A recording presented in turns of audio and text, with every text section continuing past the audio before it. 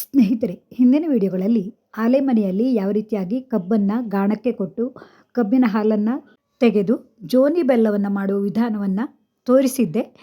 ಈ ಕಬ್ಬಿನ ಹಾಲನ್ನು ನಾವು ಹಾಗೆಯೇ ಕುಡಿಯಬಹುದು, ಅಲ್ಲದೆ ಅನೇಕ ರೀತಿಯ ಸಿಹಿ ಕಜ್ಜಾಯಗಳಲ್ಲಿ ಇದನ್ನು ಉಪಯೋಗಿಸಿ ಮಾಡಬಹುದು. ಮನೆಗೆ ನೆಂಟರಿಷ್ಟರು ಬಂದವಾಗ ಅಥವಾ ಹಬ್ಬ ಹುಣ್ಣಿಮೆ ಇದ್ದವಾಗ ನಮ್ಮಲ್ಲಿ ಸಿಹಿಯನ್ನು ಮಾಡಲೇಬೇಕು. ಆ ಸಮಯದಲ್ಲಿ ಈ ಕಬ್ಬಿನ ಹಾಲನ್ನು ಉಪಯೋಗಿಸಿ ಯಾವ ರೀತಿಯಾಗಿ ನಮ್ಮೂರಲ್ಲಿ ಶಿರಾ ಹೇಳುವ, ನಿಮ್ಮಲ್ಲಿ ಕೇಸರಿಬಾತು ಅನ್ನುವ ಆರೋಗ್ಯಕರವಾದ ಸಿಹಿಯನ್ನು ಮಾಡುವುದನ್ನು ನೋಡೋಣ ಬನ್ನಿ. ಮೊದಲಿಗೆ ಗೋಡಂಬಿ, ಬಾದಾಮಿ ಈ ರೀತಿಯ ಡ್ರೈ ಫ್ರೂಟ್ಸನ್ನು ತುಪ್ಪದಲ್ಲಿ ಕೆಂಪಗೆ ಹುರಿದಿಟ್ಟುಕೊಂಡಿದ್ದೀನಿ. ನೀವು ಬೇಕಿದ್ದರೆ ಪಿಸ್ತಾ ಇತ್ಯಾದಿಗಳನ್ನು ಸಹ ಸೇರಿಸಬಹುದು. ಇವು ಕೆಂಪಗಾದ ನಂತರ ಒಂದು ಪಾತ್ರೆಯಲ್ಲಿ ತೆಗೆದಿಟ್ಟುಕೊಂಡು ನಾನಿಲ್ಲಿ ಅದೇ ಬಾಣಲೆಗೆ 1 ಲೋಟ ಆಗುವಷ್ಟು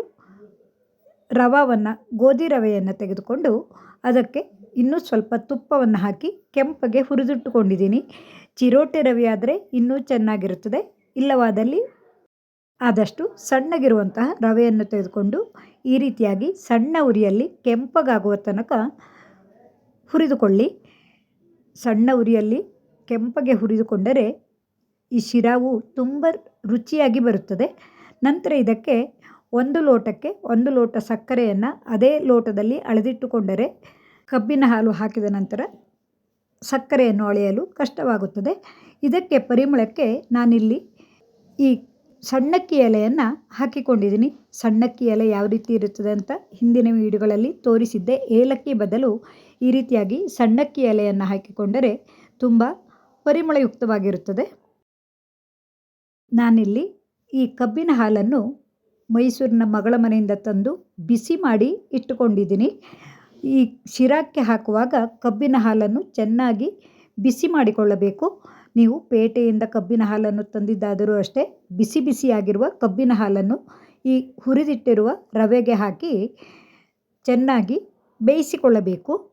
ನಾನಿಲ್ಲಿ 1 ಲೋಟ ಈ ಚಿರೋಟಿ ರವೆಗೆ 3 ಲೋಟ ಬಿಸಿ ಬಿಸಿಯಾಗಿರುವ ಕಬ್ಬಿನ ಹಾಲನ್ನು ಹಾಕಿಕೊಂಡಿದ್ದೀನಿ. ಈ ರೀತಿಯಾಗಿ ಈ ರವೆಯನ್ನು ಚೆನ್ನಾಗಿ ಬೆಂದ ನಂತರ ಸಿಹಿಗಾಗಿ ನಾನಿಲ್ಲಿ ರಾಸಾಯನಿಕ ರಹಿತ ಆರ್ಗ್ಯಾನಿಕ್ ಬ್ರೌನ್ ಶುಗರನ್ನು ಹಾಕಿದ್ದೀನಿ. ಈ ರೀತಿಯ ಶಿರಾ ಮಾಡುವಾಗ ಬೆಲ್ಲವನ್ನು ಹಾಕಿ ಮಾಡಿದರೂ ಇನ್ನೂ ರುಚಿಯಾಗಿರುತ್ತದೆ. ಇದಕ್ಕೆ ಸ್ವಲ್ಪ ಉಪ್ಪನ್ನು ಬೆರೆಸಿದರೆ ಸಿಹಿಯು ಇನ್ನೂ ಜಾಸ್ತಿಯಾಗಿ ಸ್ವಾದವು ಹೆಚ್ಚಿಗೆ ಇರುತ್ತದೆ. ಈ ರೀತಿಯಾಗಿ ಈ ಕಬ್ಬಿನ ಹಾಲಿನಲ್ಲಿ ಹುರಿದ ರವೆಯು ಚೆನ್ನಾಗಿ ಬೆಂದ ನಂತರ ನಾವಿಲ್ಲಿ ಸಕ್ಕರೆಯನ್ನು ಹಾಕುವುದು. ತಳ ಬಿಟ್ಟು ಈ ರೀತಿಯಾಗಿ ಚೆನ್ನಾಗಿ ಬೆಂದು ಮುದ್ದೆಯಂತಾದವಾಗ 1 ಅಳತೆಯಾಗುವಷ್ಟು ಈ ಬ್ರೌನ್ ಶುಗರನ್ನು ಹಾಕಿದ್ದೀನಿ. ಇದು ರಾಸಾಯನಿಕ ರಹಿತವಾದ ಸಕ್ಕರೆಯಾದ್ದರಿಂದ ಬ್ರೌನ್ ಶುಗರ್ ಅಂತ ಕರೆಯೋದು. ಉಳಿದ ಸಕ್ಕರೆಗೆ ಬ್ಲೀಚ್ ಮಾಡಿ ಬೆಳ್ಳಗೆ ಇರುತ್ತದೆ. ಇದು ಬೆಳ್ಳಗೆ ಮಾಡುವ ಮೊದಲಿನ ಸಕ್ಕರೆಯಾದ್ದರಿಂದ ಇದು ಆರೋಗ್ಯಕ್ಕೆ ಒಳ್ಳೆಯದು ಅಂತ ಹೇಳುತ್ತಾರೆ.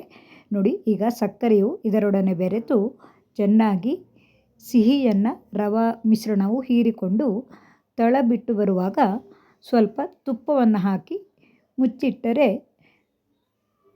ಕಬ್ಬಿನ ಹಾಲಿನ ಪರಿಮಳದ ಆರೋಗ್ಯಕರವಾದ ಶಿರಾವು ಸಿದ್ಧವಾಗುತ್ತದೆ. ಬೆಂಗಳೂರಿನಲ್ಲಿ ಕೆಲವು ಕಡೆ ಇದಕ್ಕೆ ಕೇಸರಿಬಾತು ಅನ್ನೋದು, ನಾವು ಇದಕ್ಕೆ ಶಿರಾ ಅಂತ ಕರೆಯೋದು. ಇದಕ್ಕೆ ತುಪ್ಪ ಮತ್ತು ನಾವು ಹುರಿದಿಟ್ಟುಕೊಂಡ ಈ ಗೋಡಂಬಿ ಬಾದಾಮಿ ಮಿಶ್ರಣವನ್ನು ಹಾಕಿ ಒಮ್ಮೆ ಕೈಯಾಡಿಸಿದರೆ ತಿನ್ನಲು ಸಿದ್ಧವಾಯಿತು. 2 ದಿನ ಇಟ್ಟರೂ ಇದು ಹಾಳಾಗುವುದಿಲ್ಲ. ಈ ರೀತಿಯಾದ ಕಬ್ಬಿನ ಹಾಲಿನಿಂದ ಮಾಡುವ ರುಚಿಕರವಾದ ಆರೋಗ್ಯಕರವಾದ ಶಿರಾವನ್ನು ನೀವು ಒಮ್ಮೆ ಮಾಡಿ ಹೇಗೆ ಬಂತು ಅನ್ನೋದನ್ನು ತಿಳಿಸೋಕೆ ಮರೆಯದಿರಿ.